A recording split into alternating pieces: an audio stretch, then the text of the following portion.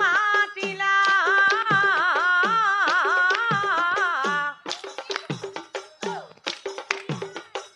গরু রাতা অতি নয়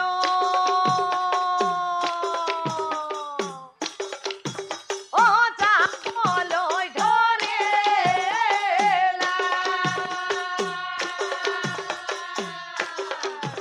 ও বলা নারা পৃথিবীর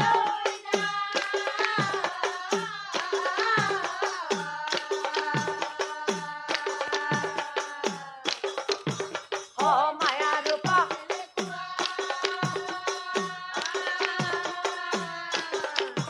ও তাতে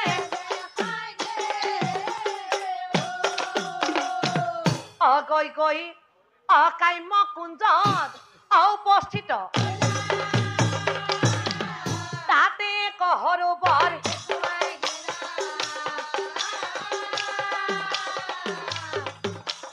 তাতে কহৰবৰ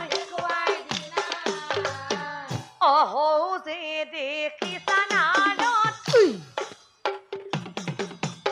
এক হৰবৰ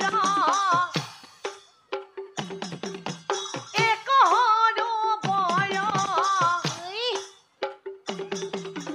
নানা ফুলি ফুলি আছে ৰূপে মনোহৰ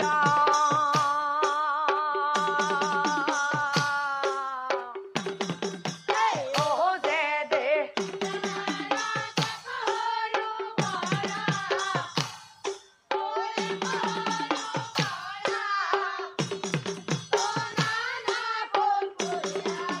ৰূপে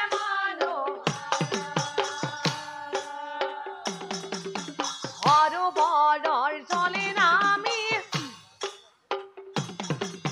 স্নান কৰিলো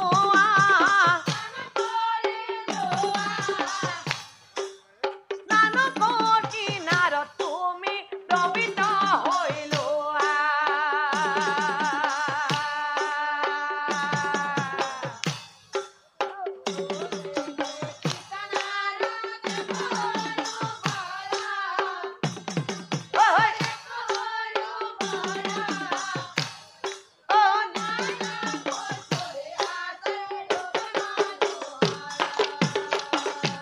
এই কথা শুনি নাৰদ মুনিৰ অয়ানন্দমে স্নানি কৰিবাক লাগি আয়োজন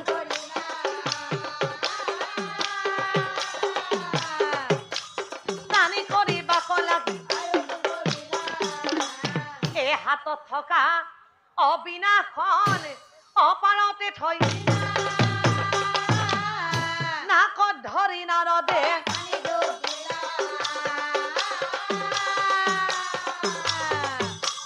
নাকত ধৰি নাৰদে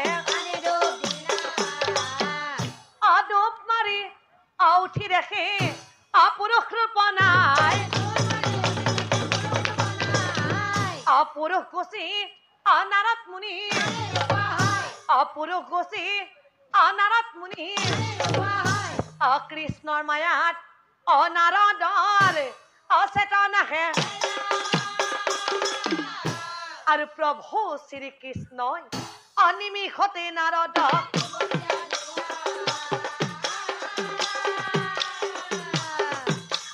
নিমিষতে নাৰদক নাৰী হৈ নাৰদ মুনিৰ লাগি গ'ল পাহৰি গ'ল নাৰদে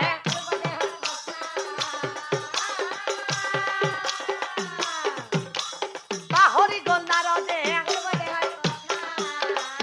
আৰু ঠিক সেই সময়ত কাম্য কুঞ্জৰ জাতালত ধস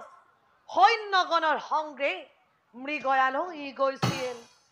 দুজনীকৈ ভাৰ্যা বিবাহ কৰোৱাৰ পাছতো ৰজা তালত ধস নিসন্তান আছিল আৰু মনৰ দুখতে তালত ধস ৰজাই বনৰীৰ মাজত মৃগ চিকাৰী কৰিছিল ৰজা যা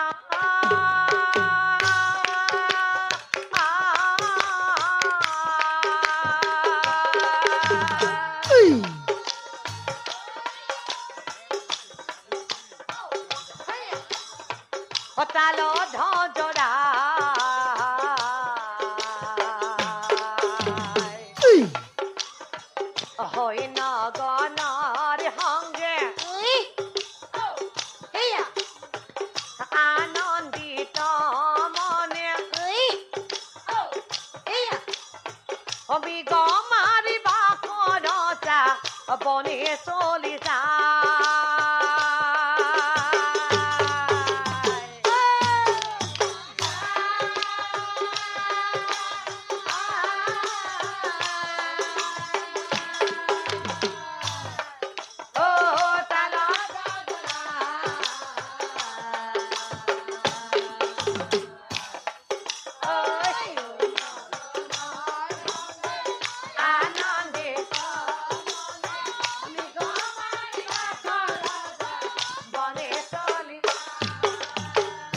সৈন্যলৈ অতালত ধস অমৃগয়ালৈ আৰু সেই বননিৰ মাজত আৰু পহী কন্যাক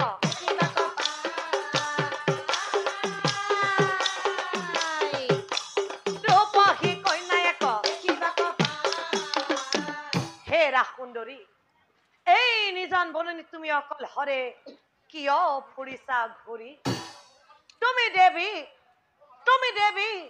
নে মায়াবিনী ৰূপহী শুনা শুন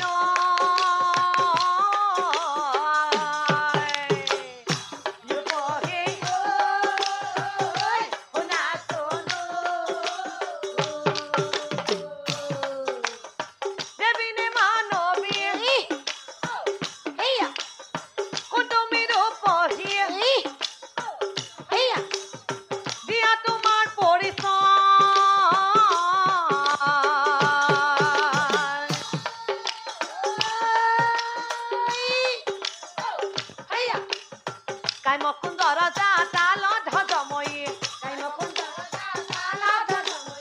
ৰাধানী পাতি ভসাকৈ ৰূপহী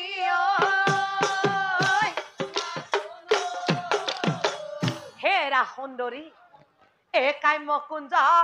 অৰধাময় নাম তাল মোৰ সমান কোনো নাই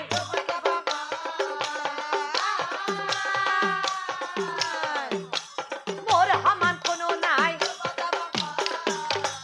এ মোৰ লগত অগলে তুমি অহবাপতে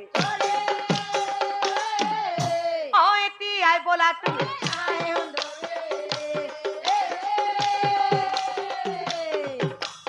এতিয়াই বলা তুমি এ কথা শুনি আৰু পহিয়ে অমনিলা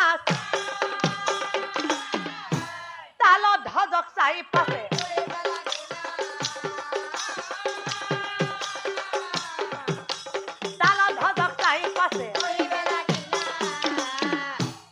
হেৰা সৈন্যগণ মহাৰাজ তোমালোক এতিয়াই যোৱা